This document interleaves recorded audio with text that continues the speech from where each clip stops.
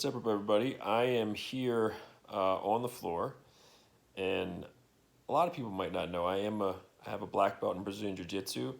Worked really hard for that black belt. Took me 9 years, really hard, grueling training. It was a special day for me. It was a big achievement. I went through a lot of injuries to get that. So today I want to show a technique, a triangle choke. It's a submission technique with your legs, and I want to show there's a lot of common mistakes, and so a lot of times you'll get your opponents in the triangle and then you'll waste a lot of energy. You'll squeeze and squeeze and squeeze, your hamstrings will get tired, you'll abandon the triangle, and then a lot of times your legs are temporarily tired, your opponent passes your guard and you let them off the hook. There's just nothing worse than that, right? So there's 4 points of pressure that you really should be aware of for the triangle. I believe that for the vast majority of people, they're not aware of these 4 points of pressure. And that's part, if you embrace what I'm teaching today, I can almost guarantee you that your submission rate will increase. It's worked a lot for me with my triangles. So if you like triangles, you're long-legged, you're wiry. I've seen some short guys, really short and stocky too, who have some really good triangles too, actually. So, but let's take a look at the 4 points of pressure. So I'm here with my little practice dummy, which is the pillow, okay?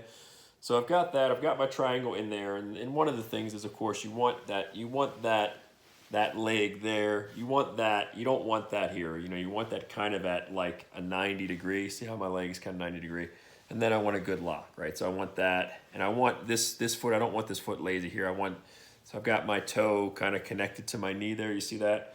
So I've got a good, a good line. My leg, my shin, I want to be straight right across here, right? So I want my shin straight across that shoulder blade, right? I don't want my legs like that lower. I want mine as much 90 straight across those shoulder blades. Okay, so now I got a good triangle there, trying to get that connectivity with the toes.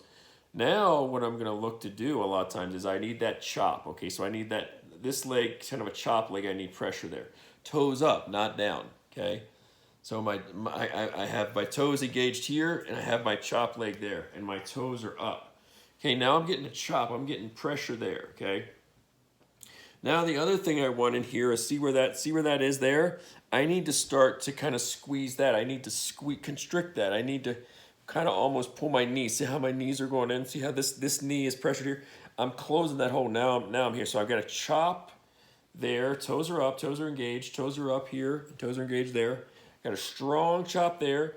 And now I got a pinch. I got a pinch on that head, right? So there's 2 points of pressure. One is the chop. Then I have the pinch. Now what I'm going to do is I'm going to pull down on his or her neck. I'm going to pull that neck down too, okay? Chop, pinch, pull the neck, and then the final point of pressure is going to be, and I'm just going to do this for exaggeration, but I'm actually going to be I'm not going to do it too hard because I'm on a hardwood floor right now and that actually hurts, but I would be raising my hips. I would be raising my hips up. See how I'm raising my hips up? That would be my last point of pressure. So I'm pulling that head down, and I'm going to lift my hips to the sky too. I'm going to lift my hips, pull the head down, lift my hips. I got a good pinch, I got a good chop, okay?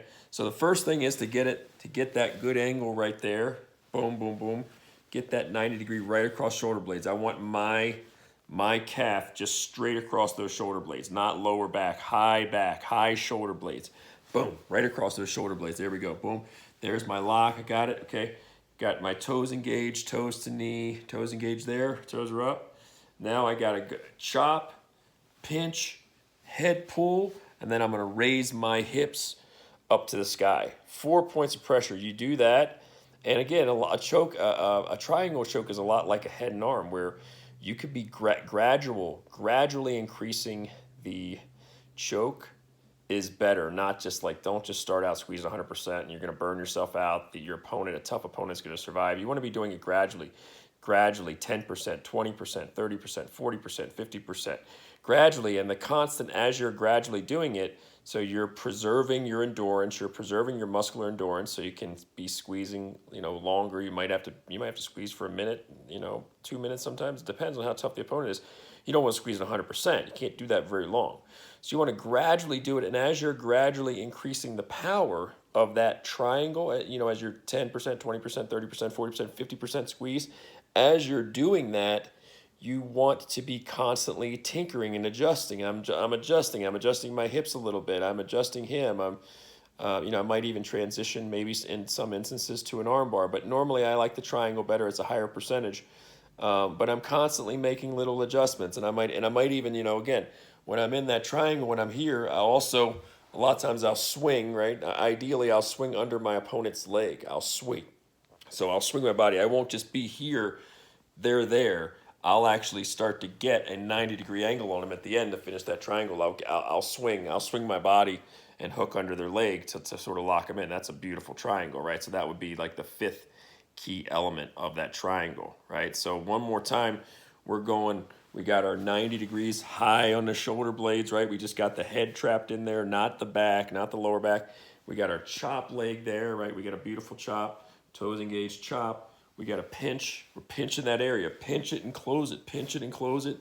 We're pulling on the head and simultaneously pulling the head. We're lifting our hips to the sky.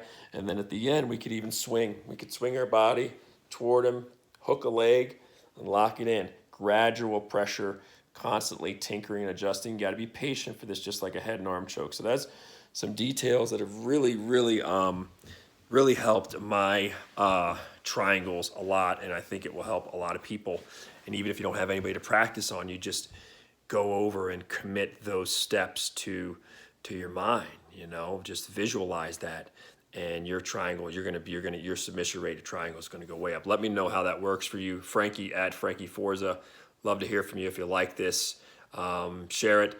YouTube, I need to get my YouTube subscriptions up. Please, if you like anything I do, please, I need to get it up so I can do YouTube Live. So thanks so much. If you like this, feel free to share. Have a great day, everybody.